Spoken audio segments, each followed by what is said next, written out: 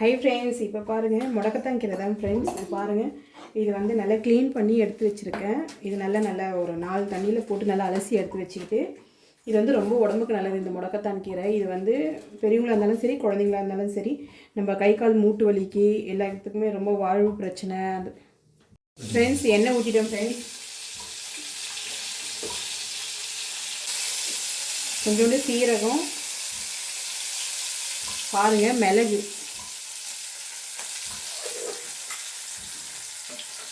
இதுக்கு வந்து சின்ன வெங்காயம் போட்டால் நல்லா டேஸ்ட்டாக இருக்கும் ஃப்ரெண்ட்ஸ். என்கிட்ட பார்த்தீங்கன்னா சின்ன வெங்காயம் இல்லை. சரி, இப்போது பெரிய வெங்காயம் தான் இருந்தது, அது மட்டும் 2 வெங்காயம் வந்து சின்ன சின்னதாக வெட்டிக்கிட்டேன்.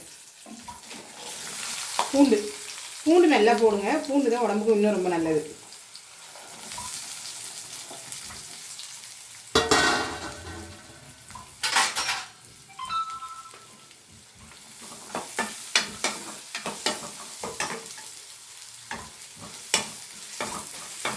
நமக்கு காரம் வேணும்னா நம்ம வந்து இன்னும் 2 மிளகு போட்டுக்கலாம் ஃப்ரெண்ட். ஆனால் நான் வந்து இது போதும் அப்படின்றதுனால நான் மிளகு போடலை.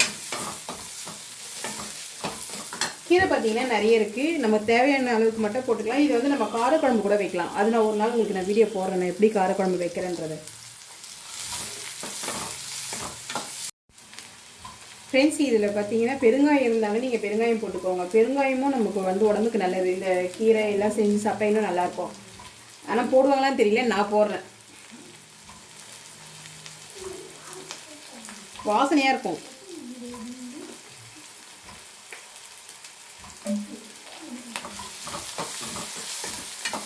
பாருங்க, ஓரளவுக்கு நல்லா வதங்கி வச்சு போதும். சிம்மில் வச்சுட்டு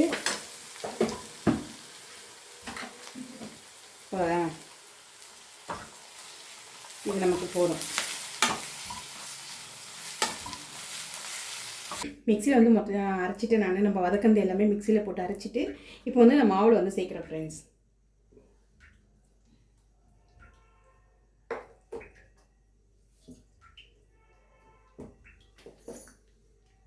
இப்போ பாருங்கள், அப்படியே ஊற்ற வேண்டியது தான்.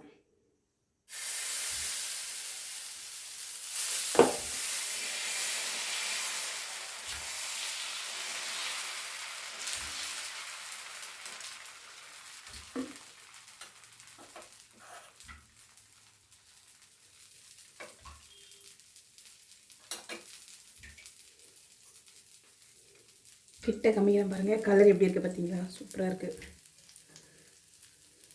நீங்கள் நிறைய பேர் கேட்பீங்க, ஏன் எங்களுக்கு செய்ய தெரியாதா தோசை, நீங்கள் இது ஒரு வீடியோவை போடணுமானிட்டு.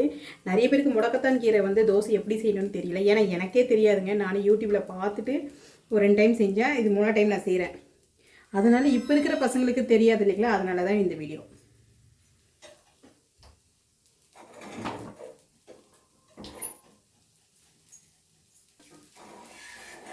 பாருங்க, இப்போ திருப்பி போட்டுக்கலாம்.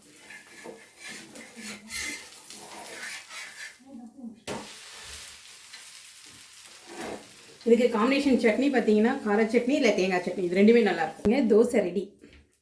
கலர் எப்படி இருக்குது பாருங்கள். நம்ம இதுக்கு சட்னி என்ன காம்பினேஷன், கார சட்னி தாங்க ஃப்ரெண்ட்ஸ் செய்ய போகிறேன், பார்க்கலாம். நம்ம சட்னிக்கு பார்த்துங்க, இது நானால வந்து ரெடி பண்ண சட்னி. இது எப்படின்னு பார்த்தீங்கன்னா கார சட்னி மாதிரி தான். இது தக்காளி நம்ம தேவைக்காக நான் ஒரு 3 தக்காளி போட்டிருக்கேன். பூண்டு வந்து பல்லு உரிக்காமையே, தோல் உரிக்காமையே போட்டுக்கலாம், நல்லா டேஸ்ட்டாக தான் இருக்கும். இது எல்லாமே போட்டு நம்ம வீட்டுக்கு குழம்பு மிளகாத்தூள்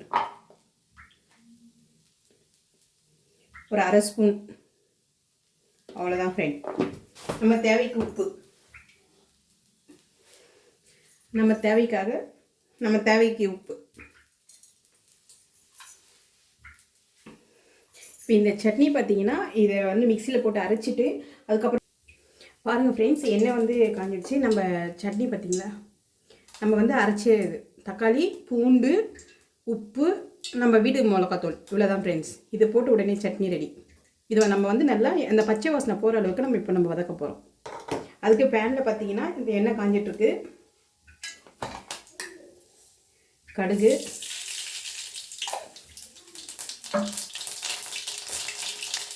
கொஞ்சோண்டு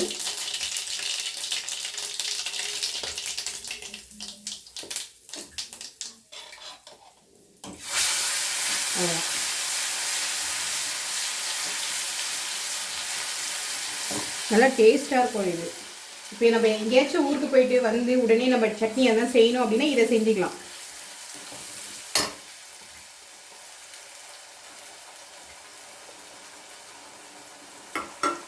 பாருங்க ஃப்ரெண்ட்ஸ், இப்போ நான் வதக்கும் போதே அந்த பூண்டு வாசனை அவ்வளோ நல்லா இருக்கு.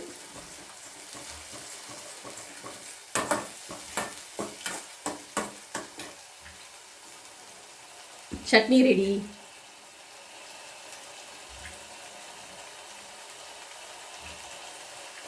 பாருங்க, அந்த எண்ணெய் வந்து நல்லா மிதங்கி மேலே வந்துடணும்.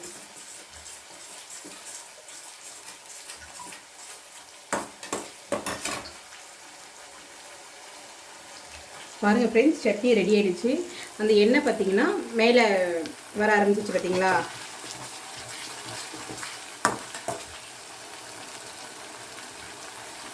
அவ்வளோதான் ஃப்ரெண்ட்ஸ்.